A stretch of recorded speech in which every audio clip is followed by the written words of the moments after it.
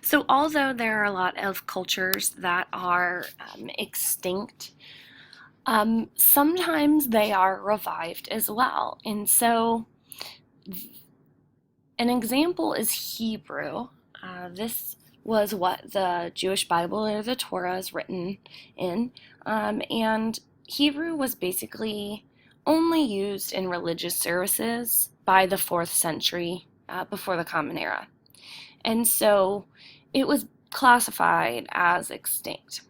However, after World War II, when the country of Israel was founded by Jewish refugees from the Holocaust, a Zionist movement encouraged the revival of the Hebrew language as an aspect to kind of maintain the identity and unify people who were a part of the Jewish religion or the Jewish culture. And so it had been so long since Hebrew was used that most modern aspects of life didn't even have words in Hebrew. So 4,000 words needed to be created. However, Hebrew was successfully revived because it was established as the official language of Israel along with Arabic when it was founded. Other examples of revived languages, right now there's a movement to revive Celtic languages in parts of Ireland, Scotland, and Wales, and this is partially being done through education and teaching that language in schools. So this brings us to isolated languages. And isolated languages are without a language family, and it's because they don't really relate to any other language. And I've got two examples here for you, Basque and Icelandic. And so the Basque language is the only language that survives from the period before the arrival of European speakers. And so this is pre-Indo-European family. And there's actually, there's a reason why it exists and it is unchanged, and it's a physical barrier. The Pyrenees Mountains kind of isolate the people in the Basque region, and currently and throughout time, they have been attempting to separate from Spain and become their own country. Icelandic is related to other languages, specifically in the North Germanic group, but it is significant because it has changed less than any other language in the Germanic branch. And so, again, this has to do with isolation. Look at where Iceland is located, far away from any other influences.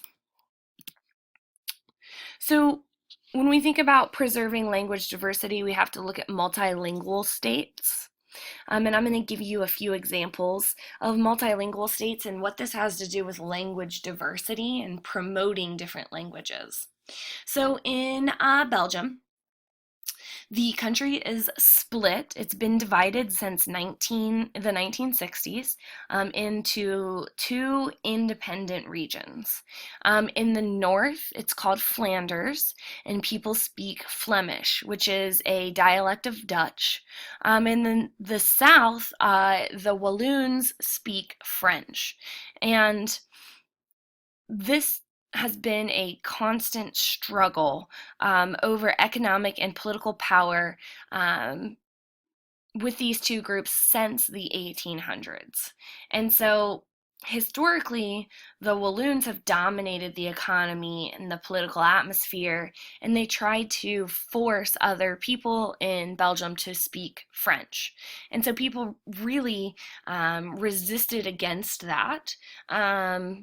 The people speaking Flemish, and they've kind of gone back and forth ever since. And so in the present day, Wallonia is actually not doing so great anymore. So historically they dominated, but right now there's about 14% unemployment, which is more than double the unemployment in Flanders. So what you need to know here is that a multilingual state will oftentimes create conflict, and instead of being unifying, it ends up separating people. Another example of a multilingual state is Canada, and specifically the province of Quebec. And so Quebec is surrounded by English speaking provinces. However, 80% of the people there speak French as their native first language. And so in an attempt to keep their culture and their language alive, the use of French is actually mandated by law in daily activities, such as schools, on road signs, the names of the towns, and the physical aspects like rivers and mountains in Quebec are all in French. People have to conduct their businesses in French as well. And so the result of this is that some businesses have actually moved out of Quebec because they can't keep up with these French requirements. And another example or another result is that there's been a separatist movement. Of people who think that they should no longer be a part of Canada because they feel like such a distinct French culture themselves. Another example of a multilingual state is Switzerland. This one's very straightforward and it shows that multilingual states can be successful. This is a success story here. Switzerland has 4 official languages.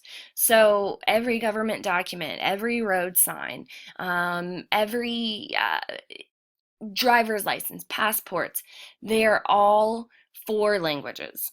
And this shows that people who speak different languages of different cultures can peacefully coexist. And the reason that this works is that there is a high degree of local control. So there's not an overarching, strong federal government. Regions are able to control their own governments. And there's even 1% of the population that is able to be recognized as an official language, Romansh, in Switzerland. So a success story. The last example of a multilingual state that we'll talk about is Nigeria. And in Nigeria, there are over 500 distinct languages. It's so crazy how many languages there are. And this has resulted in political and ethnic conflict, as you can imagine. People can't communicate with each other, and they identify as so many different cultures with different values that it's a really conflict-ridden place. And so the capital city was built into the center of the country so that no language would be dominant. And the government also adopted English as an official language in the same exact respect. So hopefully no one of these languages could dominate the government and then work to create more conflict. So, it looks like we've got, let me animate this real quick for you folks so we can see what's below it.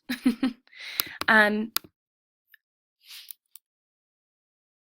Here we go. So there are some monolingual states, which means that only one language is spoken in that state or country. But technically, these don't exist because there is so much increased interaction between countries in this globalized 21st century that it's almost impossible to be completely monolingual. However, we do see monolingual policies that governments use to protect the languages in their countries. So these are things like restrictive immigration laws or forcing immigrants to be proficient in a particular language before they're allowed to move into that country. There are language institutions such as the Academy of France, and these institutions, specifically the Academy of France, determine how and whether words will be translated into French. So they regulate and censor new words. There can be laws against using other languages, like we talked about in Quebec, and education is a way to kind of maintain a specific language as well. So I think that this is really funny and interesting that the Academy of France is really trying to preserve French culture. And so they have banned something like thousands of English words in France. And here is a short list of the banned words. So people in France aren't allowed to say email or Wi-Fi. They're not allowed to call people coach or use the term hashtag because these things are distinctly American. And the Academy of France does not think that they will be beneficial for the French language. Okay, so global dominance of English. This is a perfect place to talk about this. This is our last section. The global dominance of English relates to the concept of a lingua franca. And so lingua franca is a language used among speakers of different languages for the purpose of communication, trade, and commerce. And so on the global scale, the lingua franca is English. In East Africa, it is Swahili, and in Southeast Asia, it is Mandarin. And so English is the global lingua franca, and I have this picture of a pilot here with a plane because this is a perfect example of how English is dominating the global sphere. All pilots and air traffic controllers, no matter where they are located, have to communicate in English. And then I also have this pie chart of the internet. So portions of the internet that are published in specific languages. And so you can see these statistics are always changing, but this pie chart tells us that English is the dominant language of the web. So this pie chart tells us 37% of web content is published in English. Sometimes you see higher numbers, sometimes lower. But it all speaks to the same message that English is becoming the global language or the lingua franca.